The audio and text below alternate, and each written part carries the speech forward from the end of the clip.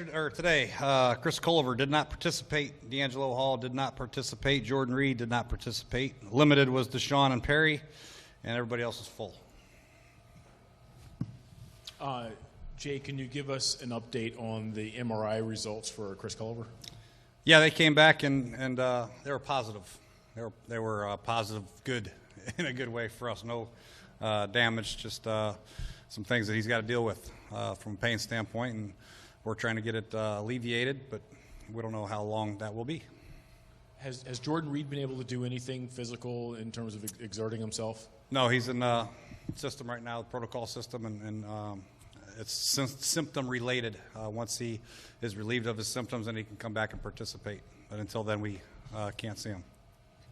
To stick with Culliver for a second, how good does he need to feel for you to be comfortable with him going out there? If he's feeling like he did last weekend, would you be okay with him going back out again? I think a lot of it is on how he feels. You know, I think if he's dealing with a lot of pain, then obviously he probably won't go out there. I think it's going to depend tomorrow how he's feeling. If he can go out there and run around a little bit tomorrow and feel pretty good, then there's a good chance he'll play.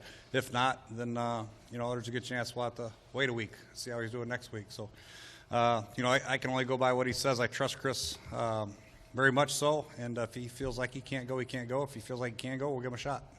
How do you develop that balance on knowing when to trust a veteran or when to, protect him from himself type of thing? That's all we have is a trust. And these guys are pros, and they all want to play and compete, but they also want to compete at the highest level. And if they feel like they can't go out there and give their 100% because of injury, then then they have to get well.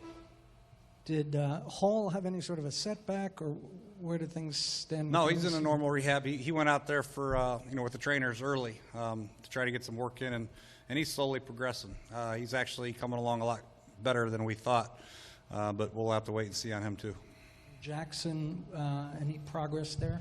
Yeah, he's making progress, but it's got to, I don't know how much. We'll have to wait and see.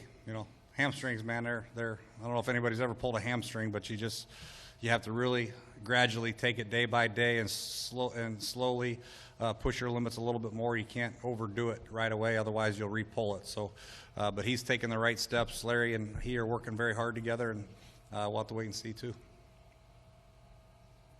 Hey, Jay, the team has shown a good ability to correct certain things that have been areas of emphasis from week to week.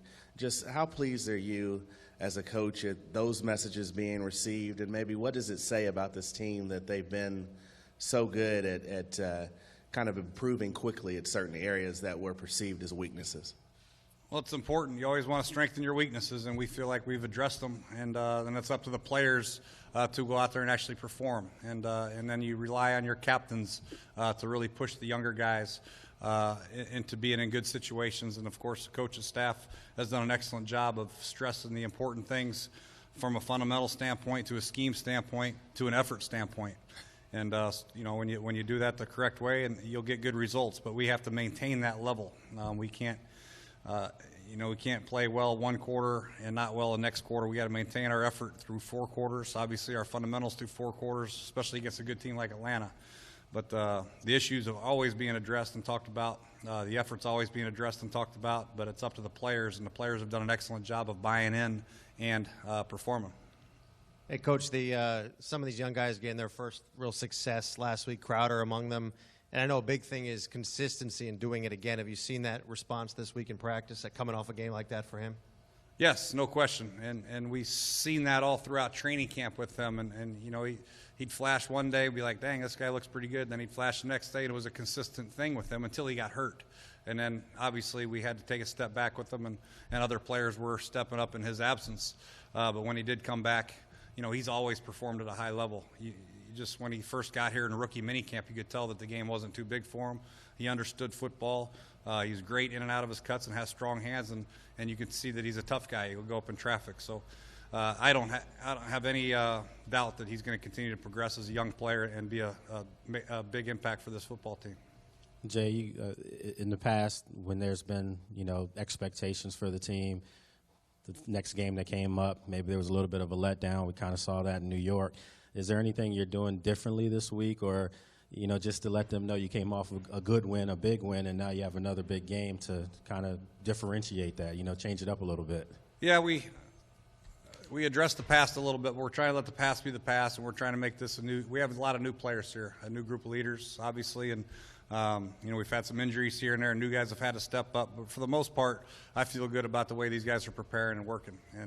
And as long as they come to work every day and they're trying to improve each and every day, like they did yesterday, like they did today, like they will tomorrow, then when you roll the ball out there, you just hope that they continue with a great effort and let things happen the way they will. But I don't feel like there's going to be any issues as far as letdowns. I don't think there's any way that we can have any letdown based on our past the last few years. So I'm excited about the way these guys are going to handle victory. It's going to be good to see how they do, especially on the road, which will be a big test for them. Jay, clearly Kirk has shown improvements over the last couple weeks. I believe this will be his first start in the Georgia Dome. How do you kind of no, is it not his first start in the Georgia Dome? All right, well, either way, whether it's his first start or not, going from playing outside to inside, how do you kind of replicate that, in practice, obviously practicing outside? How do you get a quarterback ready with his offensive line, communicating with them, through the crowd noise? Practicing inside is a dream for a quarterback. You love going inside. You got the fast turf. You got the fast track. It's the noise that is the difference. And we try to simulate the noise with the loud music and all that, where you have to simulate silent counts and different snap counts is the biggest thing you have to adjust. But for the most part, for throwing the football, it's, you love throwing in the dome as a quarterback. There's no wind, obviously no weather circumstances. You just let it rip. But the biggest issue is snap count. And Atlanta does an excellent job with their defensive line of getting off on the snap. You can see it at home especially. And it's a major advantage when you're on the road for the defensive line, mostly getting off on the snap. So we have to do a good job of snap count and handling that is what we're working on this week. Jay, it's a quarter of the way through the season. Probably fair to start assessing, seeing some trends. How would you grade the offensive line so far? The offensive line, I think they've done a good job. I think there's still things that we can improve on, no question about it. We're working on that every day. But I think we're number one in rushing. I think our third down conversion rate is right around 50%, which is excellent. And we've only given up 4 sacks, 4.5. If you want to say 5, you can. And we've thrown the ball quite a bit. But I think they've been very solid. And we lost Laval. Spencer Long stepped in and played well. Trent's been excellent at left tackle. Corey Lichtensteiger's been solid at center, making all the calls, communicating. Brandon for a rookie and Morgan for only a second year, and those two guys playing together for the first time, I think have done some excellent things. And I feel like those guys are just going to continue to get better and better, and we're excited about the way they're playing. Jay, how would you analyze Julio Jones as a receiver, and how much the ability to move him around, how much more dangerous does that make him?